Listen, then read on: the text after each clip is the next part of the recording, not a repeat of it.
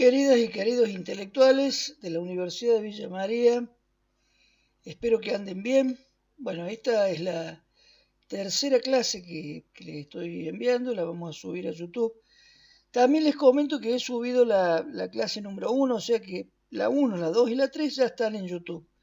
Y las pueden buscar a todas como Subjetividad y Ciencias Sociales, clase 1, clase 2, clase 3. Bueno, y espero seguir subiendo a un ritmo de una clase por semana. Yo había pensado para esta semana preparar dos clases. Si mañana tengo tiempo, les hago la clase número 4. Lo que pasa es que me lleva mucho tiempo, porque yo en realidad doy 4 materias. Tengo 2 materias acá en Villa María y tengo otras 2 materias en la Universidad de Córdoba, así que eso me complica un poco. Bueno, para empezar lo de hoy, vamos a trabajar Edipo. Edipo es como ustedes habrán escuchado alguna vez, está como en la jerga popular, digamos, el complejo de Edipo. Oh, qué Edipo que tenés vos. Que se alude como a un vínculo fuerte que uno todavía mantiene con la madre en particular, ¿no? Y no es errado esa concepción popular del Edipo. Joseph Gu, un filósofo que trabaja, digamos, la obra de Sófocles y cómo Freud trabaja la obra de Sófocles en el psicoanálisis, dice que en realidad no es que Freud lo encontró a Sófocles, sino que Sófocles lo encuentra a Freud. O sea, Edipo lo encuentra a Freud. ¿Qué quiere decir esto? Que Freud, cuando empezó a escuchar a sus pacientes y empezó a percibir que había un conflicto muy importante entre el niño y los padres, sobre todo el papá. El niño estaba muy apegado con la mamá, había formado parte de su cuerpo, digamos, ¿no? Y después del nacimiento, incluso Otto Rahn, que es un discípulo de Freud, habla del trauma del nacimiento, porque el nacimiento es un trauma, o sea, un bebé que está en la panza, tranquilo, en un líquido, temperatura estable, y de repente nace a un mundo hostil, con muchos ruidos, con cambios de temperatura, etcétera, ¿no? Y sobre todo con hambre, que es lo que le mantiene el vínculo fuertísimo con la mamá, que el bebé llora y la mamá le da la teta, digamos, la teta es ese líquido caliente que lo mantiene vivo, o sea, lo mantiene vivo y unido a la madre, que es un vínculo fuertísimo el de la teta. Incluso la vamos a escuchar más adelante a Alejandra, mi esposa, que yo le hago una entrevista, donde ella habla de Melanie Klein, una psicoanalista inglesa, ¿por qué les digo esto? Porque yo la grabé esa entrevista previamente y la enganché acá en esto, ¿no? Ella habla de la teta buena y la teta mala. Fíjense qué importancia que tiene esto de ese vínculo con la lactancia con la madre. Y si no es la madre, es con la mamadera, pero alguien le da la mamadera. No es un robot, digo, es una persona.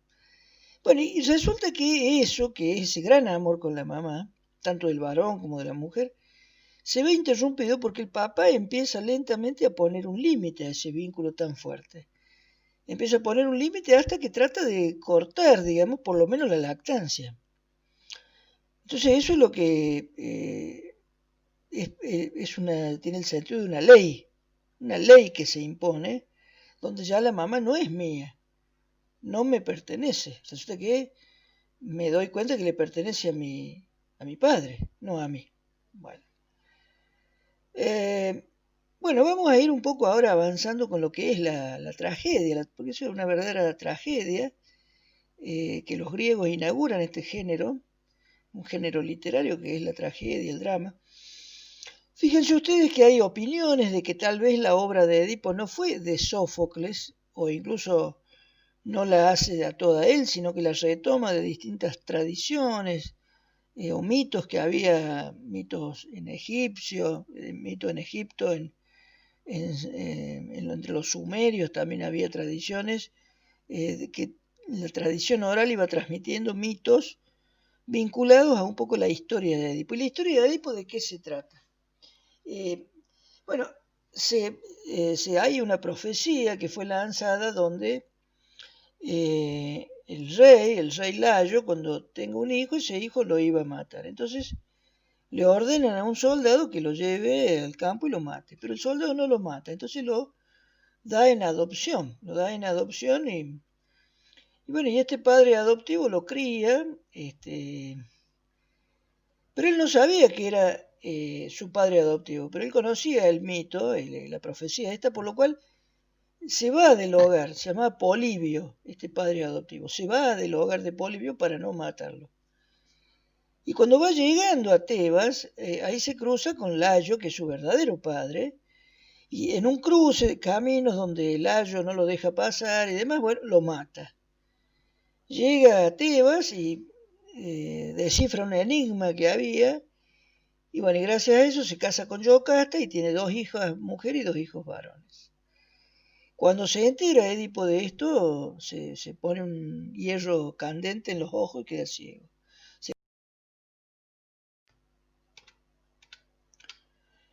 Bueno, se transforma en un monstruo, se ve a sí mismo como en un monstruo, ¿no? Esto es de Michel Foucault, un libro muy lindo de Michel Foucault, donde él analiza el mito de Edipo, que es una conferencia que dio en Brasil en la década del 70 sobre la justicia.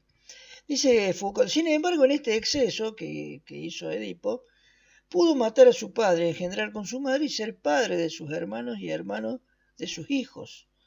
Es el hombre del exceso, aquel que tiene demasiado de todo, en su poder, su saber, su familia, su sexualidad. En general, cualquier dimensión de goce, miren esta palabra, ya la vamos a ver más adelante, es muy, muy importante. Esa dimensión de goce en un sujeto es siempre del orden de un exceso. La dimensión de goce que todos tenemos es siempre del orden de un exceso. Por eso decimos que siempre es un plus de goce, aquello que... Bueno, veamos unos párrafos del drama. Yocasta, ¿y qué podría temer un hombre para quien los imperativos de la fortuna son los que lo pueden dominar? Y no existe previsión clara de nada. Lo más seguro es vivir al azar, según cada uno pueda. Tú no sientas temor, le dice a Edipo, ante el matrimonio con tu madre, pues muchos son los mortales que antes se unieron también a su madre en sueños. Miren qué bueno esto. Esto es realmente freudiano, porque Freud justamente trabaja los sueños. Y Sófocles le hace decir a Yocasta que muchos soñaron con su madre en sueños, sueños eróticos con la madre, que son tan insoportables que en general aparecen disfrazados o son una pesadilla o uno inmediatamente los borra. Aquel para quien esto nada supone, más fácilmente lleva su vida. Si uno no le da demasiada importancia, la cosa fluye. Pero Edipo dice, con razón hubieras dicho todo eso si no estuviera viva mi madre. Pero como lo está, o sea, es ella, está hablando con ella. No tengo más remedio que temer, aunque tenga razón.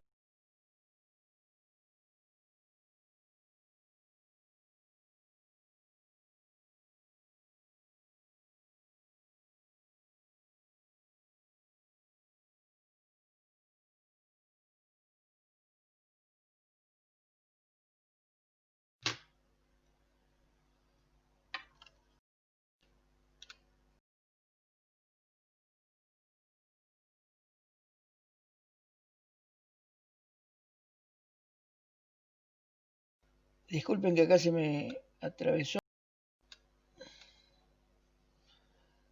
Bueno, estas son las formaciones del yo. ¿Qué es la estructuración? La estructuración del psiquismo es tener un yo, un super yo y un ello.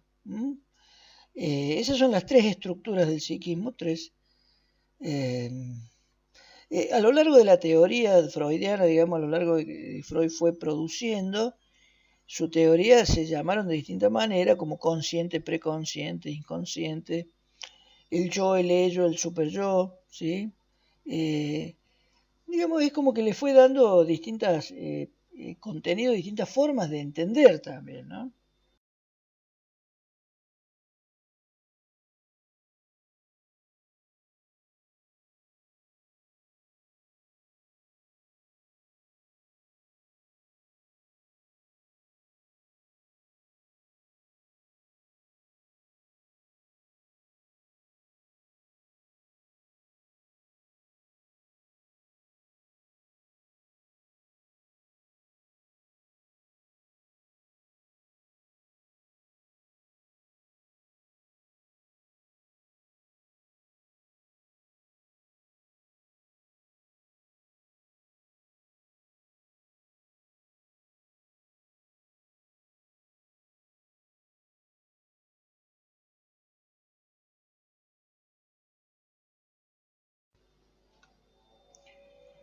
Lacan hizo algunos cambios, ¿no?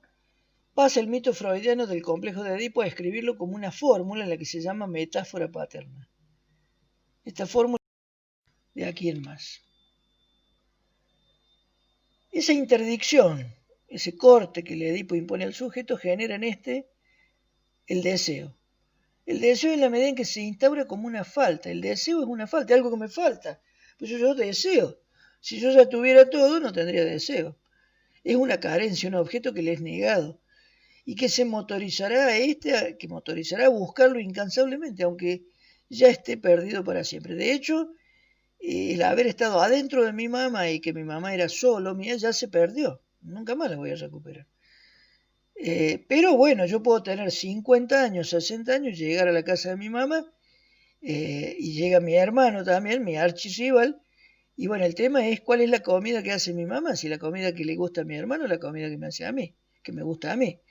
Digamos, y eso no hay edad para eso. O sea, uno siempre sigue deseando que ser el preferido de la mamá. Y aunque uno sienta que no es el preferido, trato de ir cuando los otros no van, así por lo menos la tengo solo para mí. Y esto piensen en ustedes y van a ver que en todos nosotros se da. Bueno, dice, cuando uno quiere realizar el deseo, va a encontrar muchas dificultades, ¿no? Objetos sustitutivos que no van a llegar a encontrar la satisfacción, pues lo que se perdió para siempre. Pero ¿cómo lo quiere llenar uno? Teniendo síntomas, ¿no? Actos fallidos, sueños, que vamos a ver después.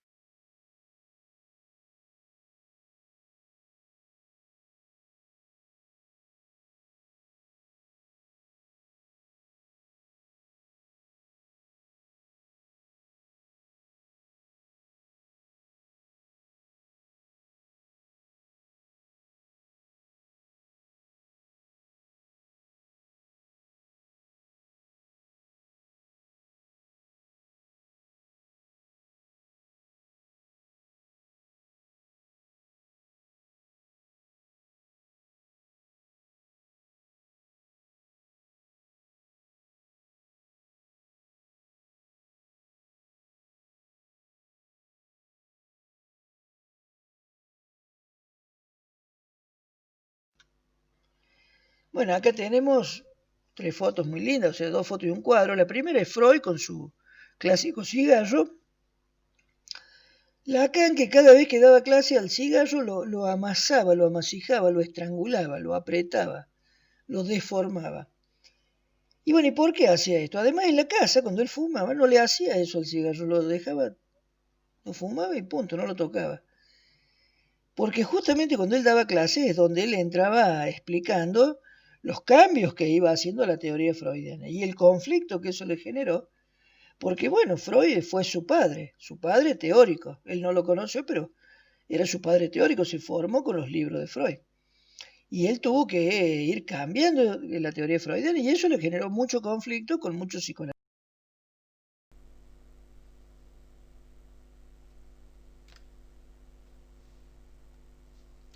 Bueno, ahora le vamos a hacer una entrevista a mi esposa, Alejandra Bustamante, quien es psicóloga, que tiene importantes lecturas sobre el psicoanálisis freudiano, lacaniano y de otros autores. Y ella, bueno, ha tenido un importante recorrido por instituciones, ha trabajado en, la, en el Hospital de Santa María de Punilla, en el Hospital Domingo Funes, también en el Servicio de Salud Mental, que ella junto con dos compañeras crearon ese servicio de salud mental. Después ha trabajado en un dispensario, en el dispensario de Barrio Villa Urquiza como psicóloga y bueno, muchos años también en el Hospital Neuropsiquiátrico, como ven, un largo recorrido. Bueno, y había pensado, yo le pedí a Alejandra, a partir de su experiencia, si podíamos hacerle algunas preguntas que yo creo que pueden ser de interés para ustedes. Bueno, hola Alejandra, bueno, gracias por prestarte esta entrevista. En otras épocas, cuando dábamos la materia, yo sabía invitar gente que fuera a las clases, pero como ahora no se puede, lo hacemos en forma virtual. Bueno, la primera pregunta es, en base a tu experiencia institucional, ¿podrías comentarnos cómo pudiste aprovechar tus lecturas sobre psicoanálisis, tanto de Freud, de Lacan y de otros autores?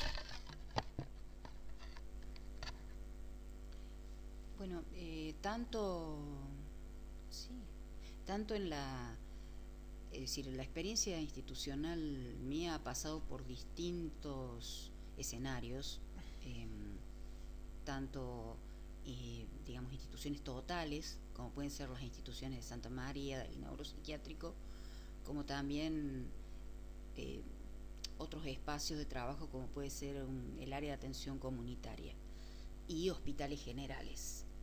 Digamos que ha sido bastante amplia. En la década que yo empecé, década de los 80, el pensamiento freudiano, Lacan sobre todo, es, eran como muy reconocidos como modos de interpretar la realidad, tanto desde la clínica como también de interpretar la realidad social, el lazo que había entre las personas. Eh, nuestra, nuestra marco teórico general, sobre todo de los que veníamos de la psicología, era fundamentalmente psicoanalítico y lacaniano en un sentido más importante, porque es como que estaba de moda, no me gusta la palabra, pero la verdad es que, digamos, después de la dictadura militar, empieza como un proceso en el cual se reivindica el psicoanálisis y el psicoanálisis lacaniano como una lectura obligatoria prácticamente para los que éramos, digamos, del mundo psi. No así para los médicos que todavía tenían como una impronta biológica y otros trabajadores, digamos, que era muy heterodoxa, digamos, su impronta. En un comienzo muy resistidos nuestros aportes, luego hubo así como un boom de las lecturas lacanianas. Eso se veía también en la oferta de analistas con esta tendencia de escuelas de formación, que al principio, lo interesante de todo esto es que al principio la formación, sobre todo la formación lacaniana, era gratuita. El Ateneo Psicoanalítico, que estaba en boga en ese momento, tenía un espíritu muy democrático, muy libre, que era formar profesionales en el psicoanálisis lacaniano de forma gratuita. Eso se fue perdiendo con el tiempo, eso se fue perdiendo y se fue mercantilizando cada vez más. Y también diría que la práctica del psicoanálisis lacaniano también se fue mercantilizando en el sentido de, digo una cosa que para nosotros no es media obvia, el manejo de lo que se llama tiempo libre, que es el tiempo de producción del inconsciente, digamos teóricamente, se tomaba en algunas terapias como un elemento de corte de la sesión, lo que la transformaba en una sesión corta de 10-15 minutos, por la cual uno pagaba, y que no necesariamente tenía que ver con la producción del inconsciente, sino con un corte mercantil para poder seguir con otros pacientes.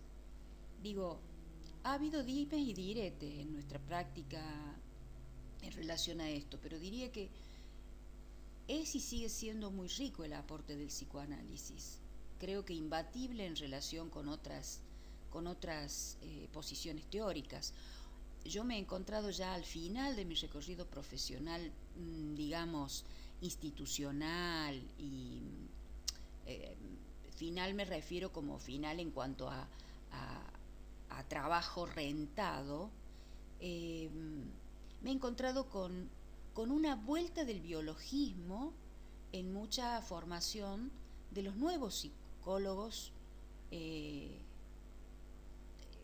se están produciendo actualmente, inclusive como un rechazo grande al psicoanálisis, al que digamos, le objetan el no poder ser aplicado en su totalidad, digamos, como un dispositivo de trabajo clínico, eh, eh, y lo reemplazan por ejercicios de respiración, cuestiones muy conductistas, eh, como vacías de contenido realmente y de interpretación de la realidad. Yo creo que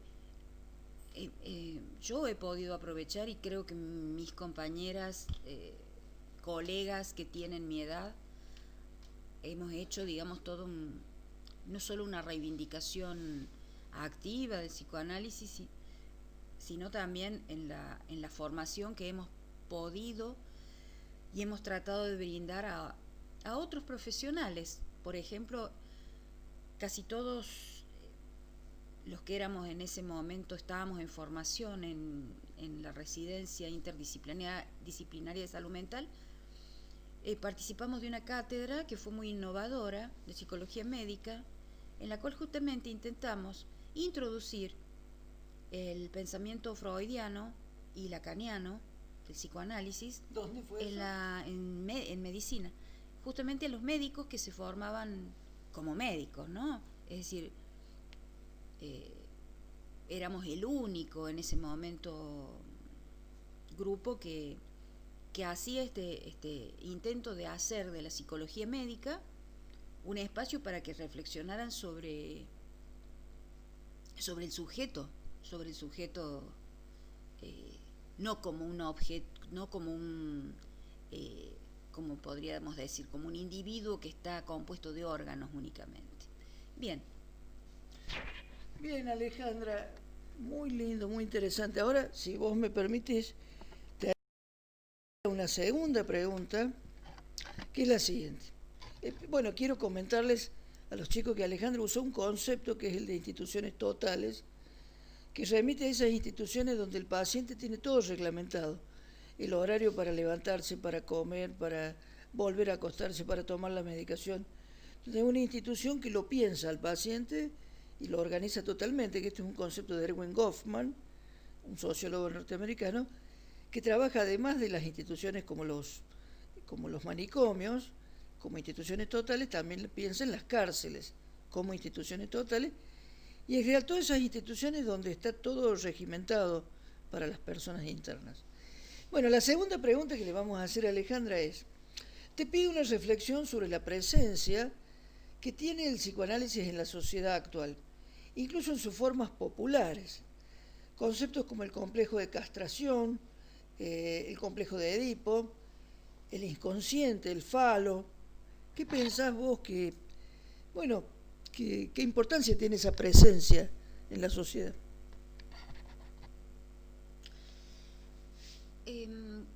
No, hay muchas formas de abordar esto. Me parece a mí que ha habido como una popularización y vulgarización de conceptos que son de una disciplina científica. Es lo mismo que pasa con medicina, ¿no? O sea, hay mucha gente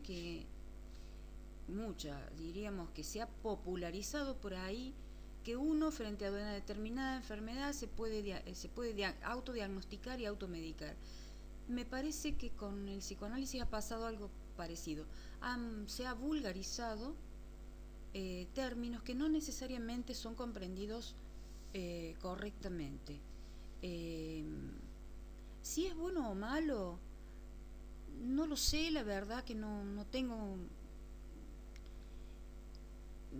Diría, en algunos aspectos no me parece correcto el uso indiscriminado de ciertos conceptos que por ahí, digamos, tergiversan y hacen que, por ejemplo, haya gente que cree que Freud era misógino y por lo tanto hay que combatirlo porque está en contra de las luchas de género, por decir algo. Y yo creo que eso tiene que ver con la vulgarización de conceptos, es decir, reitero esta idea, porque hay una utilización un tanto vana diría, de conceptos que hay que estudiarlos, que hay que profundizarlos y que no se puede hacer lo mismo, pues realmente es una quema de brujas. A ver, en su tiempo, cuando Freud empezaba a construir a partir de su propio análisis y el análisis que realizaba con otros pacientes, construir su teoría, fue denostado por la academia. Fue denostado como un sexópata, fue denostado como, bueno, como que, digamos, vulgarizaba o hacía un mal uso de... ¿Cómo? Poco serio. Como poco serio, exactamente. E incluso, bueno, decir que el único premio que él había obtenido en toda su vida fue un premio de la literatura, también me parece que va en ese sentido, ¿no? Como decir, uy, qué lindo que escribe, pero lo que dice son pavadas. Es lo que pasa justamente en esta época. Fíjense que la época en que Freud escribía es una época victoriana, de la reina Victoria, donde había una excesiva represión de la sexualidad. Y hoy pareciera que hay una convergencia de cierta represión de la sexualidad con esta censura a Freud, porque llega a ser una censura al pensamiento psicoanalítico. No hablé de psicoanálisis, el psicoanálisis habla mal de la mujer, o es sexista, o es misógino. Yo creo que, no sé si va por ahí la reflexión, pero se me ocurría pensar que si bien ha sido una producción que ningún cientista social la puede eludir, el conocimiento psicoanalítico, en la práctica, diría, de intelectuales o de gente que se forma, hay mucho prejuicio. Ha vuelto a renacer el prejuicio. Muy bien, muy interesante, Alejandra, muy interesante. Bueno, te haríamos una tercera pregunta, que es la siguiente. En tu vida cotidiana, tu experiencia con el psicoanálisis como paciente, como terapeuta y como ávida lectora, que yo puedo dar cuenta de que le gusta mucho leer y lee mucho, no solamente Freud, Lacan, sino muchísimos autores.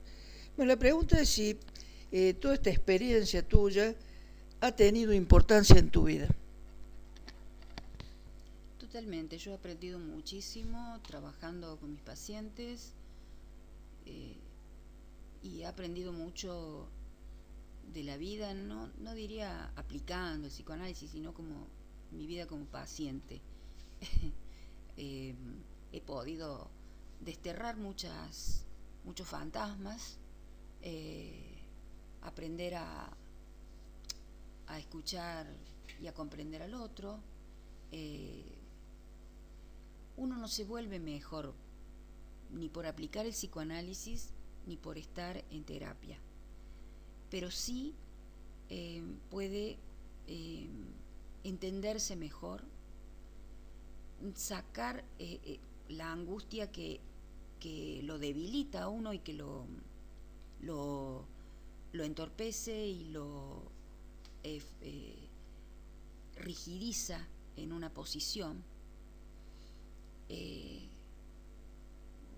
Para algunas de las personas que han sido mis terapeutas decían, mis analistas, digamos, decían que justamente las personas que viven atadas a sus angustias, a sus síntomas, a sus repeticiones, suelen ser personas, se transforman, no porque sean, se transforman en personas tontas, como que nos impide pensar la neurosis, como forma de malestar, nos impide pensar, nos impide avanzar, nos obstaculiza.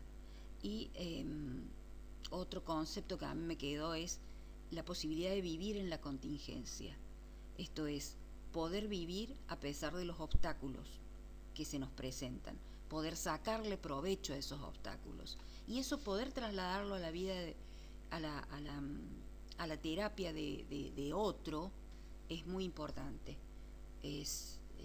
Todo es un enriquecimiento.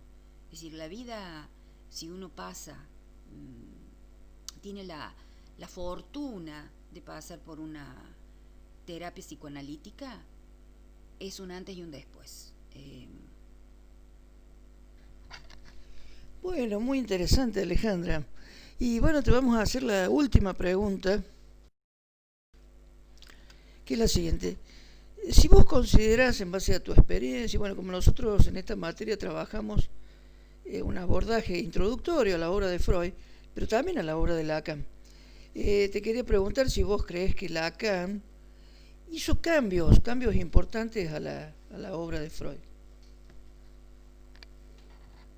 Sí, Lacan por un lado, Melanie Klein fue la primera que hizo cambios en la obra de Freud. ¿Quién es Melanie Klein? Melanie Klein es una psicoanalista inglesa. Era una psicoanalista inglesa muy conocida, renombrada, afamada. Fue de quien, muchos psicoanalistas en la década del 40, del 50 y del 60, la tenían como referente, porque se trabajaron mucho la cuestión de grupo. Muchos grupos, los grupos terapéuticos de distinta índole, es decir, muy comprometidos con la sociedad, partieron del estudio de Melanie Klein justamente. Bien, ella comienza, a desprenderse de una cuestión dogmática de Freud, y me parece que ella también realizó sus cambios y que fue muy resistida por la academia, siempre hay una academia, aunque Freud no estuvo nunca de acuerdo con esta cuestión de seguir rígidamente sus pasos, si bien tenía sus cuestiones, muy yoicas, muy, ¿cómo decirles?, muy egoístas, muy narcisistas, dirían otros, que era, respetar su palabra, y el que no la respetaba era excomulgado o de alguna manera sacado del círculo. Hay una película muy interesante que trabaja el tema de la relación de él con Carl Jung, y es muy interesante porque ahí muestran un síntoma que él tenía, que cuando se sentía contradecido se desmayaba. O sea, era como cualquier neurótico, vivía sus situaciones de contrariedad, también haciendo síntomas. Sí, yo creo que Lacan también, ya más entrada la década del 50, 60, y de ahí para adelante, no ha habido nadie que supere a Lacan, como tampoco ha habido nadie que supere a Melanie Klein. Lacan ha desarrollado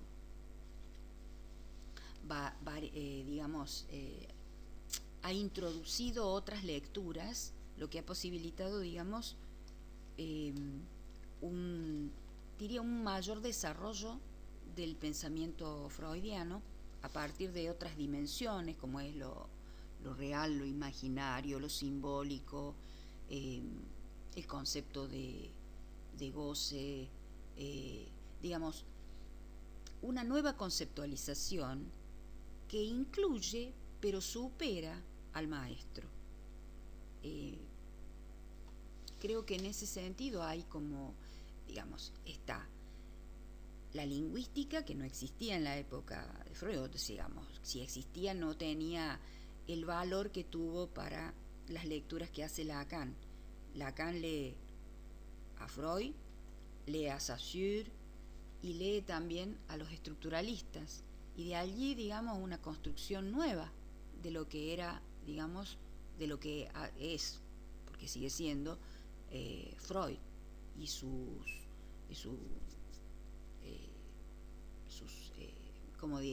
pensamiento, sus construcciones teóricas. Bueno, muchísimas gracias, Alejandra. Este, bueno, no sé cuánto me va a costar a mí esta entrevista, porque si no estuviéramos en pandemia me costaría invitarla a cenar a Alejandra.